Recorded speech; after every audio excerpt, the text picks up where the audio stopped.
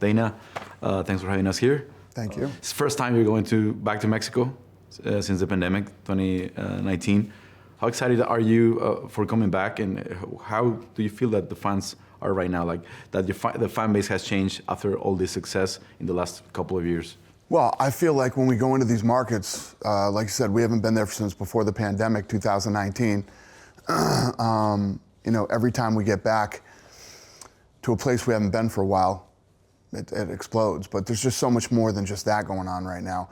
If you look at, the opening of the PI, the fight that we're going to do down there, the plans that I have for the Sphere on Mexican Independence Day, I am all in on Mexico right now. So my return to Mexico is something that I've been waiting for a long time. So this is a big one for me. This is important. And tickets sold out like really fast. Obviously, the fans are really excited. How hard is to get a pay-per-view back in Mexico? Last time was 2015 when Velasquez fought Verdun, or UFC 188. Yeah, so we're in a much different place now than we were in 2015. Number one, we obviously have more Mexican stars than we've ever had, champions.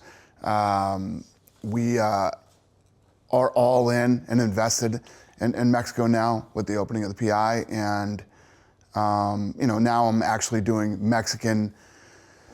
I never did Independence Day or Cinco de Mayo or any of that stuff before, and now I'm at a place.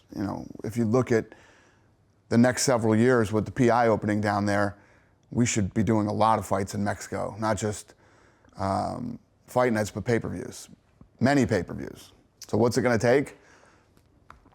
Nothing. I mean, we're here, we're there. It's everything is about to explode for us in Mexico. Maybe at the time, maybe about timing, right? Like having the champion, because obviously for a pay-per-view you need belts. But once we get this PI open and everything starts clicking for us, the whole landscape of Mexican MMA is going to change over the next 5 or 6 years. When you were like planning the Ultimate Fighter Latin America after that first development program, what you were thinking? I mean, you thought it was gonna get like at this size, like having champions and from that generation, because Moreno, Rodriguez, also Vera was there in the first development program.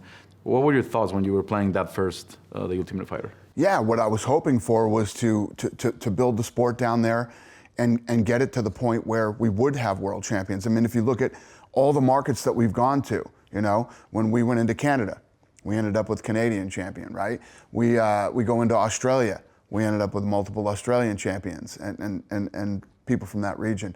China, we ended up with the Chinese world champion. Brazil, I mean, the list goes on and on. Mexico is no different. I mean, I've said it many times. You know how I feel about the Mexican people and how I feel about their place in history as fighters. So it was just a matter of getting the legwork done and getting in there and launching the Ultimate Fighter, now getting a PI done down there, and continuing to invest in Mexico and Mexican talent. How did the Noche UFC became an idea for you, like something that you could... Well, I mean, you saw how that played out. We had Mexican champions, and I said, what the hell am I doing? Why am I not doing something on Independence Day or Cinco de Mayo? So we literally flipped on a dime. We did that event. It was a huge success.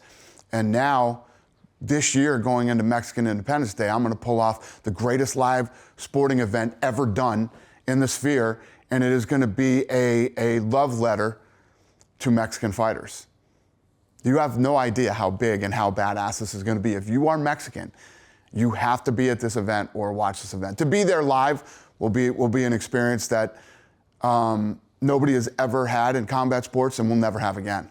You and I were talking about Topuria and how that's all blowing up. We got International Fight Week, and then we have Mexican Independence Day at the Sphere. It's just, this year is insane. Tons of good stuff, but I'm telling you right now, if you're Mexican, this is going to be the greatest live sporting event you've ever seen. This is quite a different venue for like concerts and everything, like for everyone that's been there. It's a different venue for anything that's ever been done. And I mean, just for the concerts, and U2 is using this much of the capabilities of the Sphere. I'm going to use this much of the capabilities of the Sphere. And we'll be the first sporting event to ever do it, because you know that I'm going to spend the money and I'm going to do it right. And when I say that I'm going to deliver something, I'm going to deliver. How big has been the challenge for your team? Like, because even the setup for the seating and everything is quite different than any other venue. It's incredibly challenging. It's you know, the question is that, you know, people always ask me, why?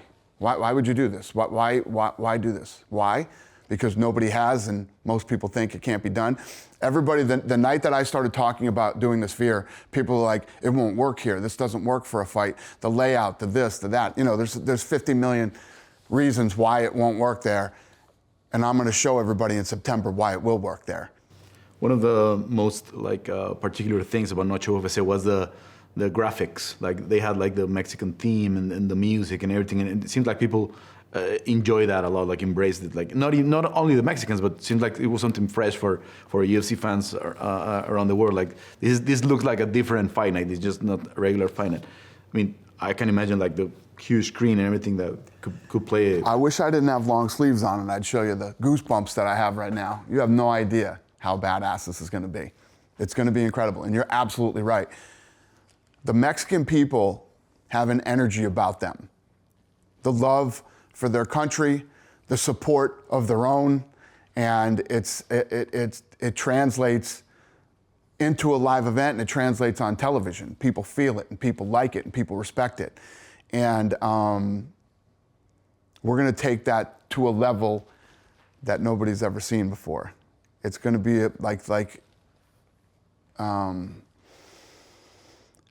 it's going to be like a movie or a TV show or a documentary and a sporting event all colliding into one. It's going to be amazing. All people is looking forward for that. That is going to be like a yearly event, right? Like Mexican Independence Weekend. Yeah, but the Sphere will be a one-time event. Even if it's really successful, or? Yeah, I shouldn't. Who knows? I don't know. But yeah, I'm looking at this as like a one-time event. When you put on an event, you put together a P&L, and you know, it's a business. I talk about this all the time. We run a business, and we make money, and people. This is more than a business deal for me. This event. This is much more to me than this. Isn't about making money. I'm actually going to spend money on this event. This is much bigger for me than anything.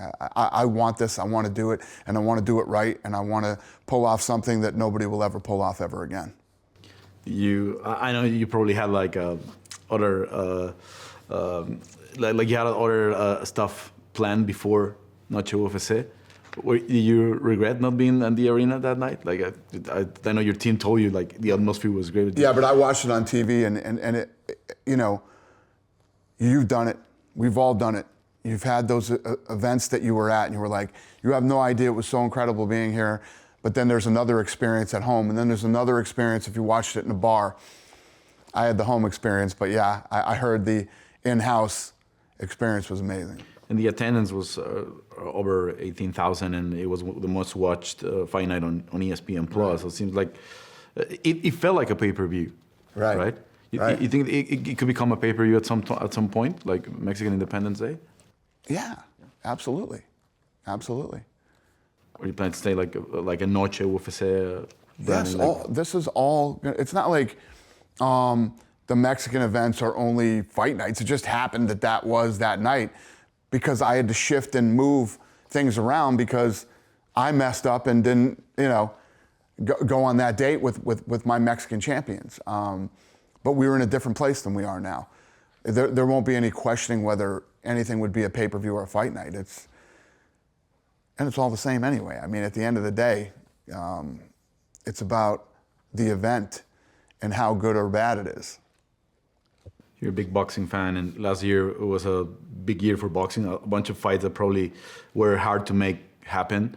You think it could coexist? Like the Mexican Independence Day still happen with boxing and MMA, like for the rest of the year? Because Canelo might be like retiring the next 3 or 4 years, right? Probably, and there's not big star or not at the levels of Canelo at the moment. Like you have Jaime Munguia or you have another names, but no one is at that size of what Canelo is now. We can always coexist. There's always going to be, you know, listen, obviously these Mexican traditional dates for boxing have always been big for them, and I expect that to remain the same as long as they have a Mexican star as big as Canelo. So yes, we can always share those dates.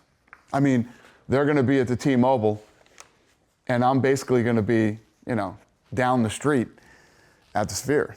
What are the last year?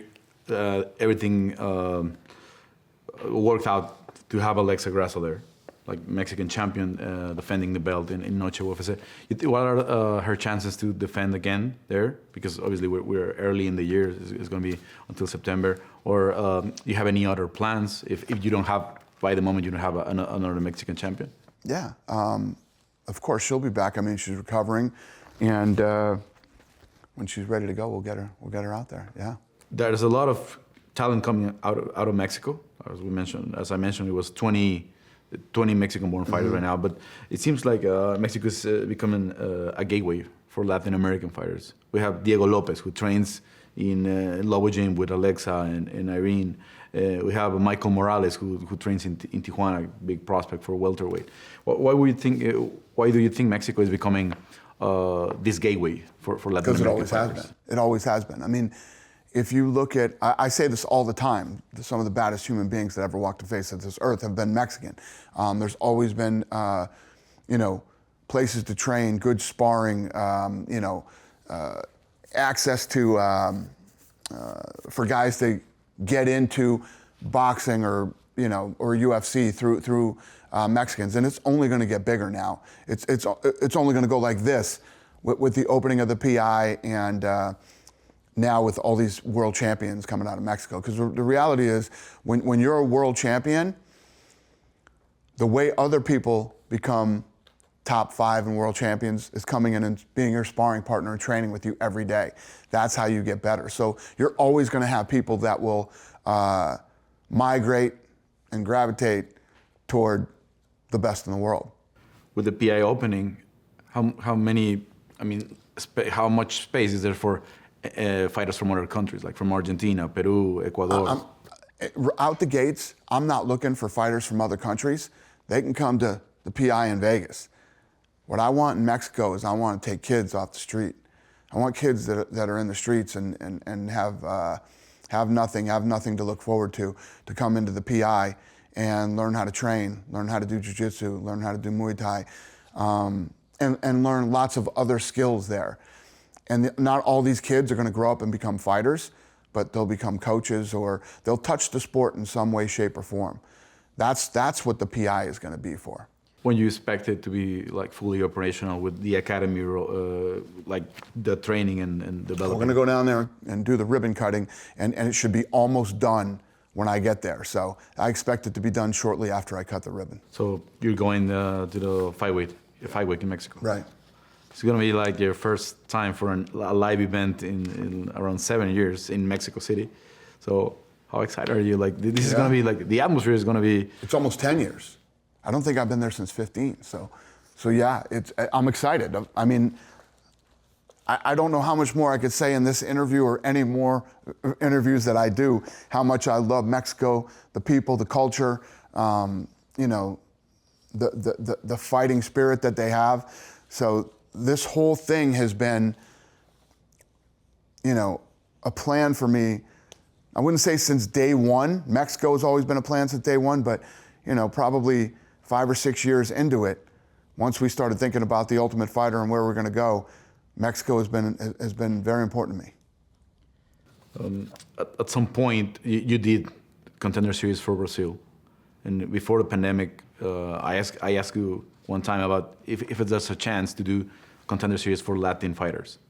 And you were thinking about it. I mean, obviously, the pandemic changed everything, and you have the Apex like fully operational like almost every week now. But you see that happening at some point, like having enough talent to do just a Contender Series for... Here's the thing that you have to think about. Coming out of the pandemic, right? We went through the pandemic. But coming out of the pandemic, I thought there was going to be this huge... Like all the talent was going to be dried up because all these shows didn't go on and kids weren't fighting and getting experience. That didn't really happen, but now that everything's back in full swing, I think you're going to start seeing, we're pulling talent from all over the world right now for the Contender Series. But as it starts to get bigger, we're only doing it once a year. It starts to get bigger. Yes, I could see a day where we do the Contender Series in Mexico. Efrain Escudero was your first Mexican-born fighter, and that was 2008. Right now, we're getting close to the 50th Mexican-born fighter. When you think about it right now, you have 20 Mexican-born fighters, and you have all these champions and all these talent. What comes to your mind? I mean, well, you're starting to have these generations now that are growing up with UFC. You know what I mean? When you and I grew up, I'm older than you, but when you and I grew up, even for you, boxing was, you know, Mexicans had boxing gloves running through their veins, man. It was like, and that's all starting to shift now. You're starting to see this younger generation that's growing up, training in mixed martial arts and wanting to be MMA fighters. So it's just going to get bigger and bigger and bigger. I mean, everything that we've been talking about here today, it's all just getting bigger. And the PI is going to be a game changer down in Mexico. what do you picture in 5 years after the PI opening? I mean, it's going to be a whole nother level. The level of talent that will be coming out of Mexico could be the same as Brazil. I mean, really, when you think about it, since before we own the UFC, the amount of talent and world champions that have come out of Brazil, I think the only country that could rival that is Mexico.